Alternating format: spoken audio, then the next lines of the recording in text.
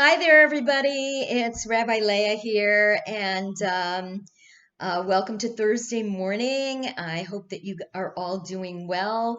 Just a reminder, 4:45 this evening will be blessings for Shavuot, and I'll remind you at the end of this program as well.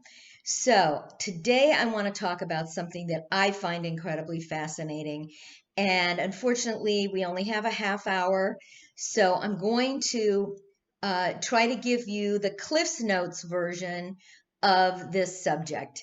And if it's something that's of interest and we can discuss it further, I'm happy to do that at another time. So today what I want to talk to you about is the biblical Jubilee. And we all know when somebody celebrates their 50th wedding anniversary or 50th birthday, it's considered their Jubilee year. And this is directly from the Torah, from the book of Leviticus, known as the Yovel, which is the Hebrew for the word Jubilee. So the reason I'm bringing this up now is because, as you know, we have just finished or are about to finish the counting of the Omer.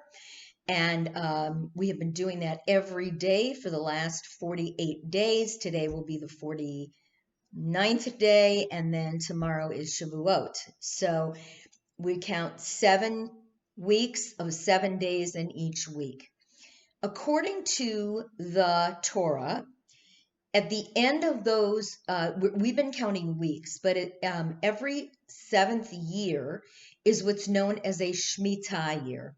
And that is a year in which the Israelites were mandated to let their fields lie fallow. They were not allowed to do any additional or new planting. They had to only harvest those crops which were coming in that year, and so on. So it was an opportunity for the land to rest, because the idea is that human beings, animals, slaves, everybody rests on the seventh day. And so the land, which doesn't belong to us but belongs to God, we're only tenant farmers. We are only allowed to live on it, but we don't own it. Has to be allowed to lie fallow every seventh year. And we talked about that a couple of weeks ago. But here's the interesting thing. Every 7 times 7 years, there is a Jubilee year.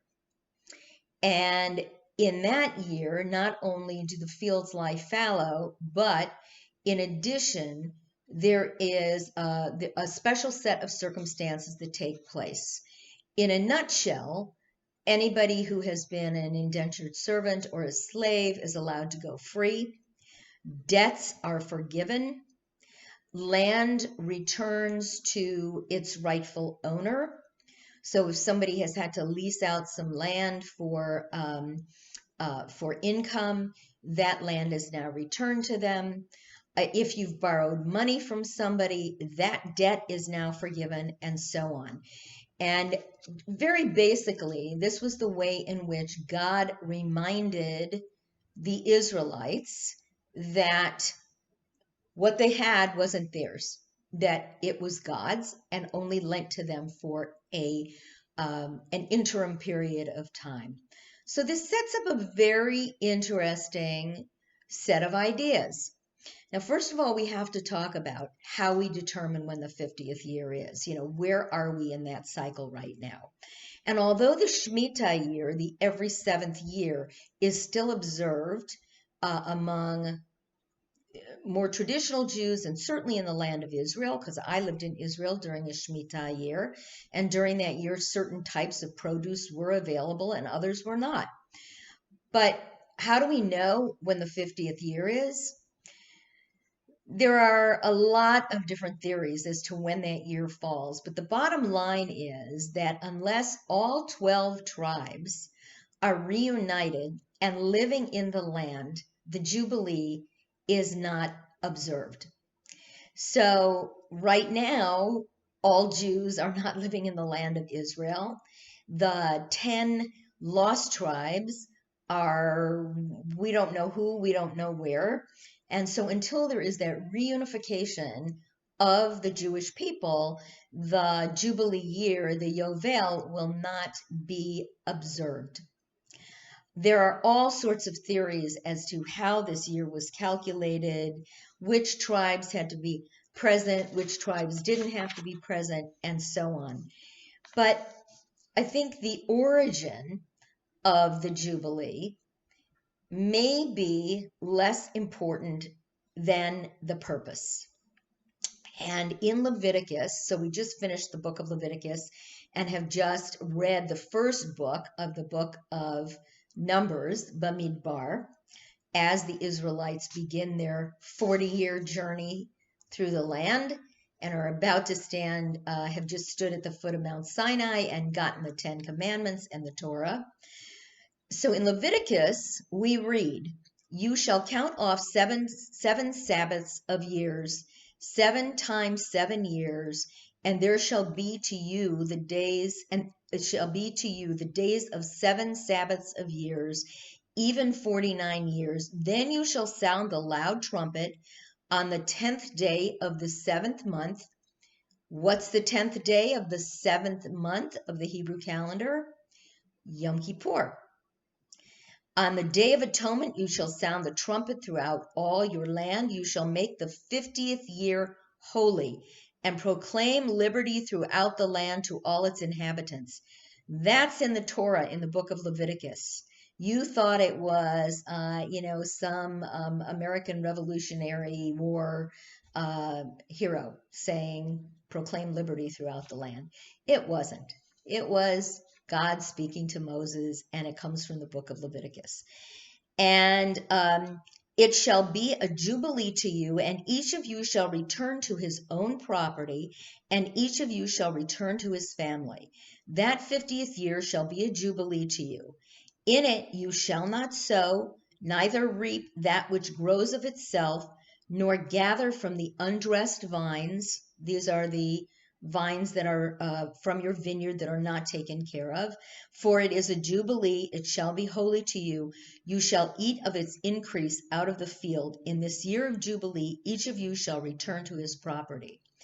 So let's break this down a little bit, because if we have every 7th year a Shemitah year, and then 7 times 7 is 49, and then the 50th year is a Jubilee year, that means that the 7th year and then the next year after it, that 50th year, are both Shemitah years, which means that you are not just avoiding reaping your harvest and sowing your harvest one year, but 2 years in a row. And that could be problematic. So how did the Torah get around that? It said that in the 6th year, before that 7th year, you would have triple the harvest. In other words, you would have abundance of food that you could gather, which would take you through that 7th year, which was the 49th year, and then the next year, the 50th year. There is a tremendous amount of discussion among the rabbis as well as modern rabbinic scholars about the Jubilee year, whether it was actually combined with that 7th Shemitah year, so that it was the 49th year, but also the 50th year. But again, the origin is probably less important, so to speak, than the actual purpose. So what happens during that time? The land lies fallow, and it is compulsory to return all property to its original owners and their heirs. Why is that important? Okay, let's say that I am a farmer in ancient Israel, and I've fallen on really hard times. And in order for me to be able to grow my crops and harvest my crops, I can't do it all by myself. I don't have enough people working for me. I don't have enough large enough family. So what do? I sell my land or I lease my land to somebody who can afford to help me with the agriculture that I need to produce in order to make a living for myself and my family. In the Jubilee year, whether or not I have fulfilled my financial obligation, perhaps I've had to lease land from somebody else in order to have enough property. Whether or not I have fulfilled my financial obligation, all debts go into remission. My ancestral land is returned to me. During that year also, slaves, Israelite slaves, because Israelites had other Israelites who were slaves for them, which was different from the kind of slavery that was carried out in Egypt. These are indentured servants who serve for a specific period of time, and then at the end of that time, they are permitted to acquire their freedom after 7 years, and they take with them any property which they might have acquired during that time. So it is slavery nonetheless, but it's a different kind of slavery. So debts are forgiven, loans are forgiven. Effectively, the Jubilee banned, the law banned the sale of land because that price, in other words, if I went to somebody and said, I need to sell a piece of my land, and it was $50,000, at the remission of the debt at the end of the Jubilee year, it was calculated so that only a certain percentage was owed back to me. In other words, it was proportional to how many years remained before the Jubilee year. So land was cheaper right before the Jubilee year because I wasn't going to buy it for 50 years. I was only buying it for 3 years. And it would be unfair for the owner of that land to say, well, this land, this parcel of land is worth $2 million,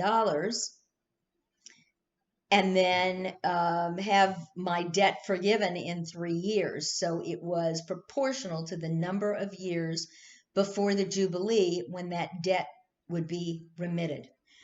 Told you this got a little bit confusing, but it's a very interesting process, and there's been a lot of misunderstanding from really not carefully reading the original Hebrew text. The command that is stated says that you may sow for 6 years, but in the 7th year, the land observes a Sabbath. So do we observe a double Sabbath in that 49th year, or does the 49th/50th year count as the Jubilee? And a lot of this was integrated with the rules of the various kings, so that when a new king, when an old king died, or for whatever reason a new king came into power, the counting started again, and very often the last year of the reign of the old king would also be the first year of the reign of the new king. So you would have this conflation of the last year of something and the first year of something else, which leads us to believe that this was the same protocol that happened with regard to the Jubilee. So, let me read something to you.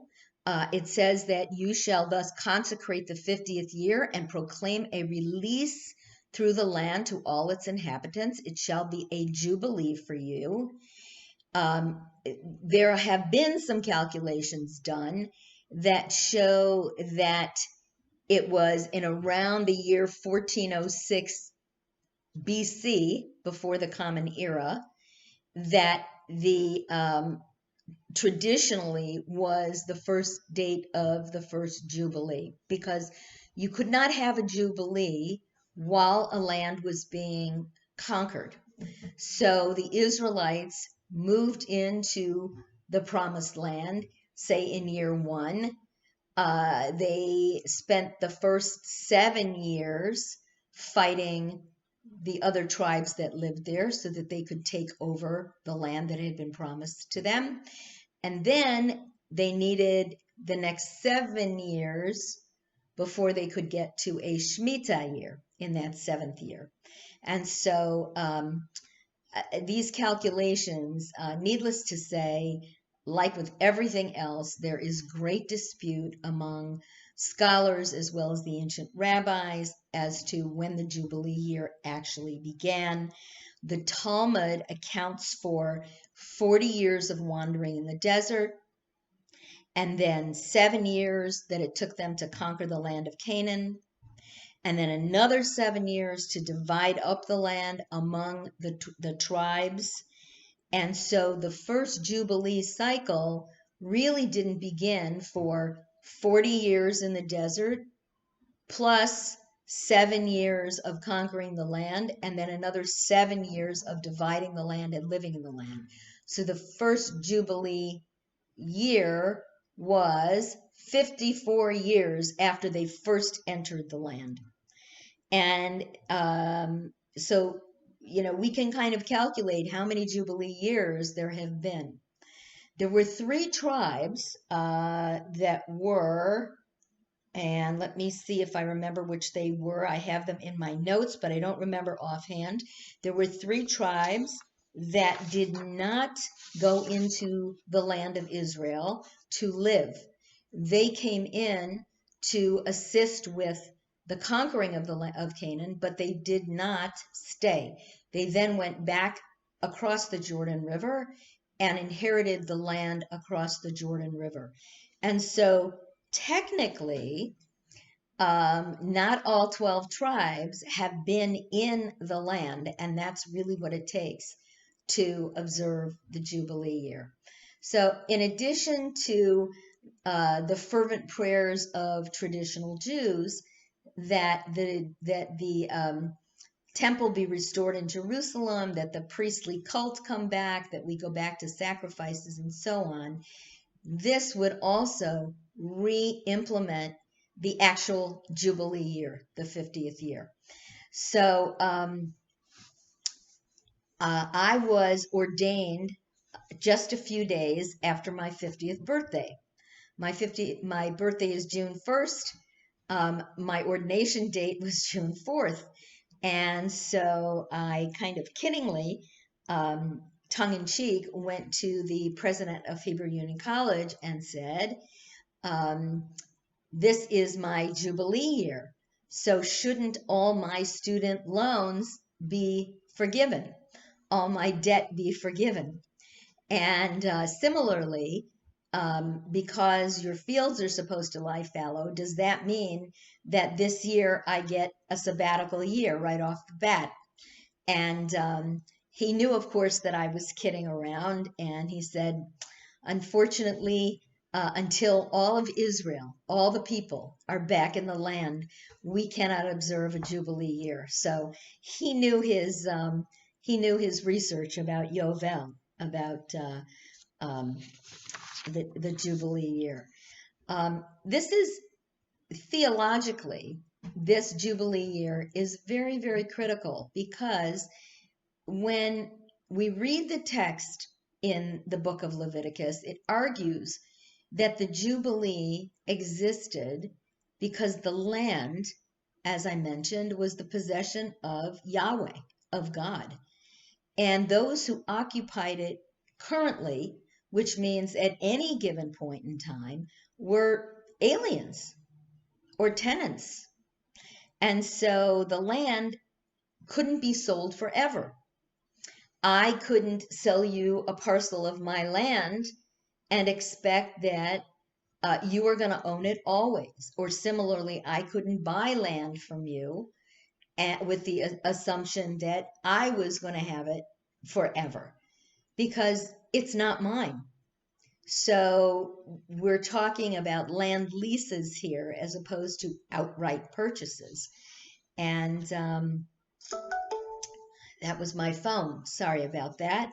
And so it's a very interesting concept to think about, that ownership and stewardship are two very different things. And when God creates the world, and we read about all the various parts of creation in the book of Exodus, or excuse me, in the book of Genesis, we know right off the bat that this, the garden and everything that was in it, the land, the fish in the ocean, the birds of the sky, anything that God created was ours to utilize, but not to own. And so we have to be cognizant of that. And just like if you were to borrow your neighbor's lawnmower or electric drill or a gallon of milk, there is an expectation that it be returned, and that it be returned in the same condition and the same usability as it was when you borrowed it. So Earth Day, although a wonderful thing to celebrate, is nothing new in Judaism. You know, we've been observing Tu B'Shvat, the New Year of the Trees, for forever. And so, it's a biblical holiday. And so we have to be cognizant of the fact that if I borrow a drill and I break the drill bit, that I'm going to buy one to replace it. Or that if I borrow a gallon of milk from my neighbor, that I'm not going to return the empty carton, I'm going to return a full gallon of milk. And this is the arrangement that we have also with God, related to how we observe our tenure on the land, that we are simply here for a period of time, and that we return the earth to the next tenants, and certainly to God, in the condition in which we found it. Which really brings on, a whole additional set of circumstances about despoliation of the earth, and what are we doing, and why are we allowed to destroy our planet in the way that we have. So that is for a longer discussion. When we're reading this section of the book of Leviticus, there are some additional instructions. For example, in addition to not selling the land in perpetuity forever to somebody, because the land belongs to God, we are told that if your brother is in trouble and has to sell part of his property holdings, the nearest closest relative able to redeem the land shall come to redeem it. So in other words, the question about brother, ach, the word ach here, which is brother, we don't know if that really means your blood brother. It seems to, because what would happen is that if my kinsman has to sell a piece of land to somebody, that the closest relative able to redeem the land has to come and redeem it. In other words, you are not supposed to keep a family member in debt any longer than necessary. So if you have somebody in the family who is experiencing financial trouble, and they have to sell something in order to get themselves out of financial trouble, and you have the means to help them out, you have to help them as quickly as possible. And if there isn't anyone who can redeem it for the relative, or if they themselves lack the sufficient funds to eventually purchase it back, what you sell remains with the purchaser until the Jubilee year. And then in the Jubilee year, it's released, it's returned to the original owner. And these laws of redemption of property were pertain to houses, were different pertaining to property in a walled city versus property outside of the walled city. So there was a distinction made, those living inside the walled city of Jerusalem versus living in the suburbs, so to speak. Okay, you had to treat your brother fairly. You couldn't ask from them an advance or some kind of accrued interest. And if your brother became impoverished and has to now make themselves indentured to you, you are not allowed to work them as slave labor. They remain as a hired laborer, and they only serve you until the Jubilee year, and then they and their children go free.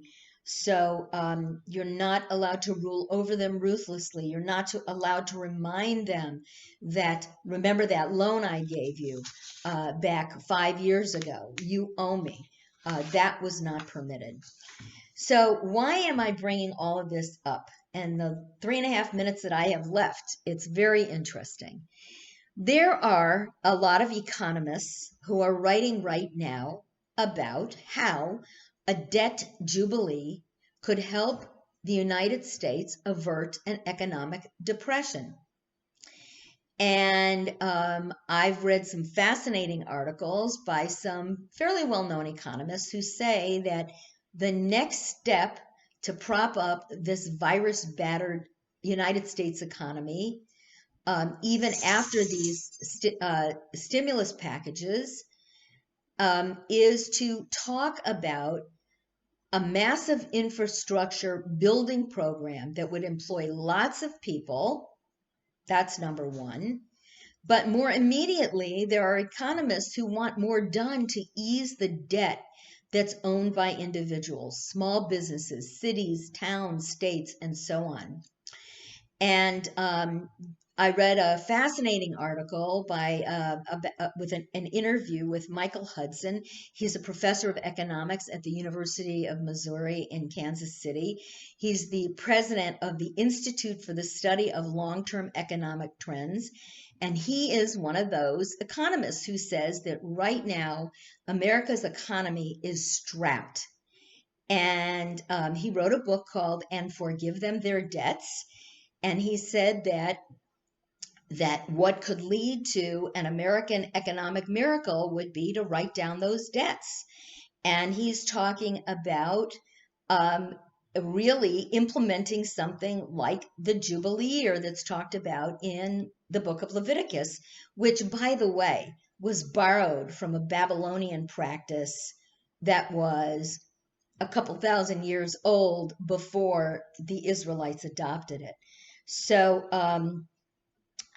he talked about this practice of debt cancellation that would happen in a Jubilee year, and when any new ruler would take a throne, you'd forgive the personal debts that had mounted up, because those debts are going to be so onerous that the people who owe them are never going to be able to repay them. And so many decisions about their lives are going to be based upon how do they repay these debts.